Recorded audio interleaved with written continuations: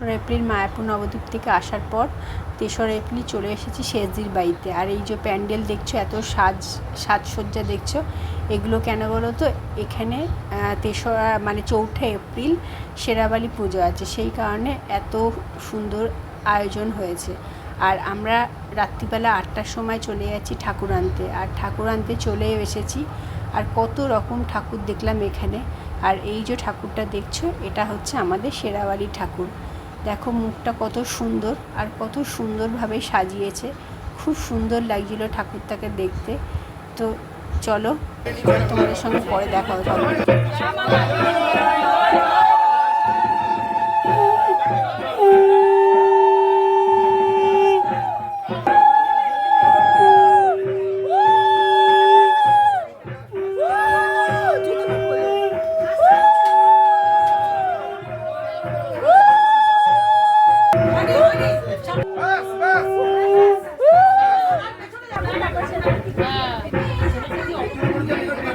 ঠাকুর বসানোর পর ঠাকুরকে প্রথমে বরণ করে নেওয়া হয়েছে, তারপরে ঠাকুরের যে হাতে যে অস্ত্র থাকে সেই অস্ত্র পরিয়ে দেওয়া হচ্ছে।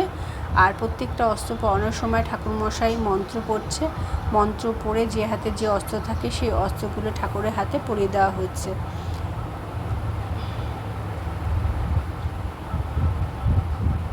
পরিয়ে দেওয়ার পর তারপরে আমরা সবাই যে যার বাড়ি চলে গেছিলাম, কারণ কি পরের দিনই ছিল সপ্তমী, মানে সপ্তমী থেকেই আমাদের পুজোটা শুরু হয় দশমী পর্যন্ত।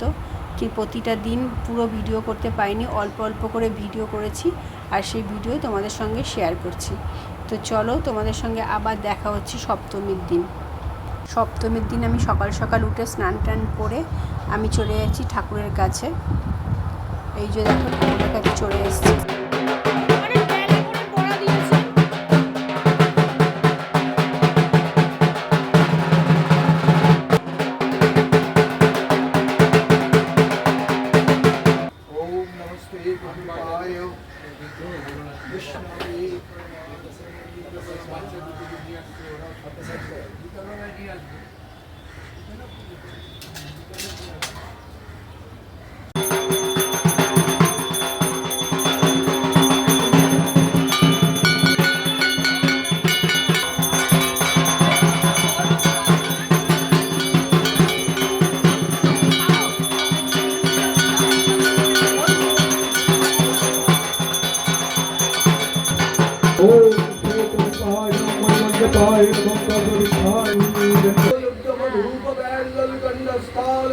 এইটা হচ্ছে অষ্টমী পুজোর দিন। অষ্টমী পুজোর দিন প্রথমে তো 108টা প্রদীপ ধরাতে হয়, সেই জন্য সেই প্রদীপগুলো রেডি করে নিয়েছে। আর ঠাকুরমশাই সব রকম পুজোর যোগাযন্ত্র করে নিয়েছে। আর দেখো প্রদীপগুলো সাজানো আছে, এই প্রদীপগুলো পরে ধরিয়ে দেওয়া হবে। তো অষ্টমী পূজার জন্য সব যোগাযন্ত্র মোটামুটি কমপ্লিট হয়ে গেছে, আর অষ্টমী পুজোও শুরু হয়ে গেছে।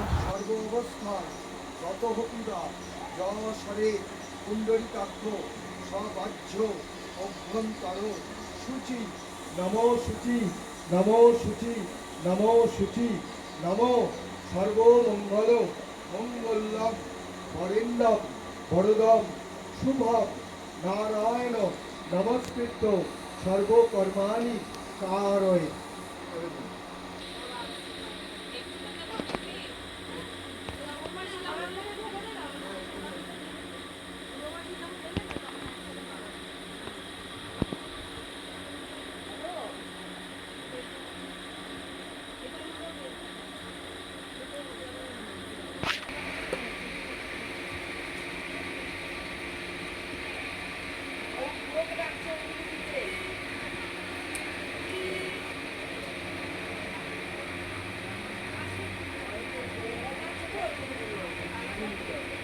প্রদীপগুলো সব ধরানো হয়ে গেছে, তো অষ্টমী পুজো মোটামুটি কমপ্লিট হয়ে গেছে। চলো তোমাদের সঙ্গে আবার দেখা হচ্ছে সন্ধি পুজোতে।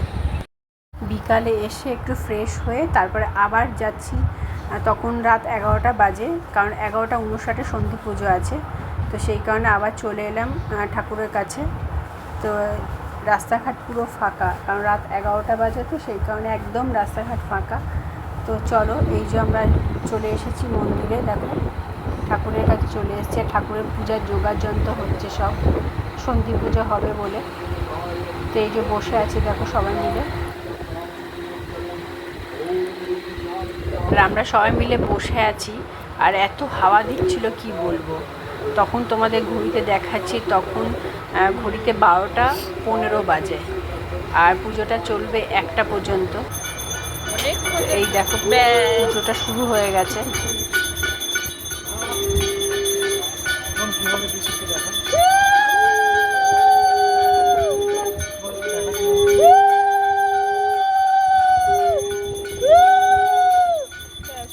আমার গলায় জড়বে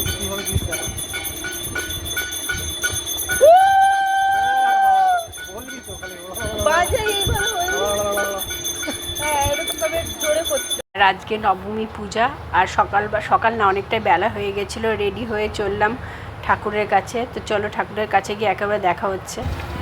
আর এই যে এসে গেছি আমরা, দেখো। আর পুজো তখন শুরু হয়ে গেছে, একটু বেলাই হয়ে গেছিল, আর সবাই অঞ্জলি দেওয়ার জন্য বসে পড়েছে। পবিত্র পবিত্র বা সর্ব অবস্থান গত হপিবা যরে পুণ্ডরিকাক্ষ সবাজ্যম বরেণ্যম বরদম শুভম নারায়ণং নমস্কৃত্য সর্বকর্মাণি কারয়েৎ। এবারে শুনুন প্রথম প্রশ্ন।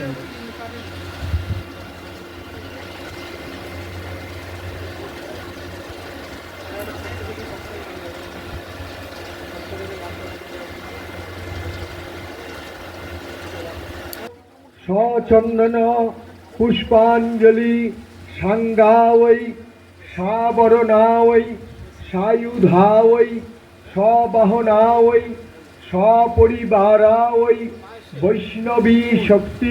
ওদিকে ঠাকুরমশাই পুজো করছে, আর যে নবমী পুজোর দিন যে কুমারী পুজো হয় তারই এখানে আয়োজন চলছে।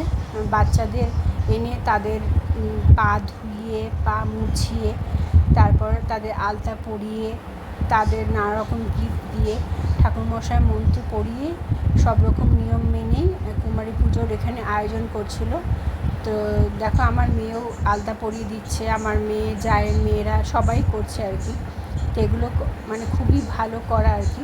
তো এখানে কুমারী পুজোর আয়োজন চলছে। তো ওদিকে পুজো শেষ হয়ে গেছে, হয়ে গেছে, এদিকে কুমারী পুজোটাও কমপ্লিট হয়ে গেছে। তারপরে ঠাকুরমশাই এখানে যজ্ঞতে বসেছে। তো প্রথমে যজ্ঞ শুরুর দিকটা আর দেখানো হয়নি, আর দেখো যজ্ঞটা শুরু করে দিয়েছে।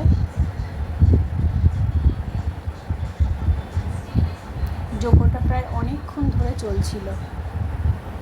তো চলো তোমাদের সঙ্গে আবার পরে দেখা হচ্ছে। দেখো যজ্ঞটা অনেকক্ষণ ধরেই হচ্ছিল, আর যজ্ঞের আগুনটাও খুব সুন্দরভাবে জ্বলছিল।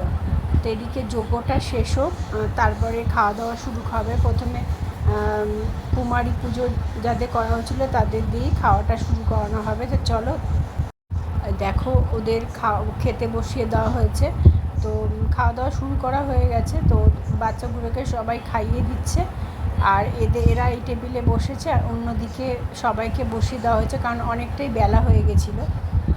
বা শেষে আমরাও খেতে বসে গেছি। মেনু ছিল ফ্রাইড রাইস, বেগুনি, আলুর দম, ছানার কোপ্তা, পায়েস। এই সময়টা ছিল বিকালবেলা। তো লোকজন সবাই বেশিরভাগই চলে গেছে, কিছু বাড়ির লোকই রয়েছি।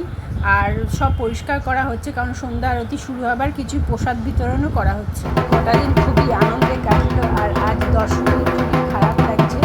তো ঠাকুর আজকে বিসর্জন দেওয়া হবে, সেই কারণে সিঁদুর খেলা চলছে।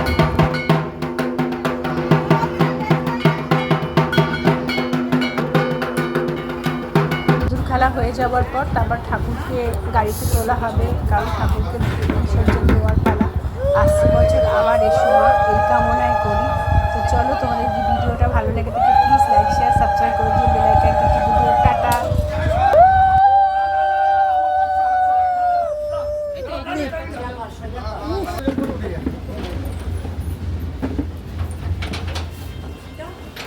লাগলো কিরকম করেন? হ্যাঁ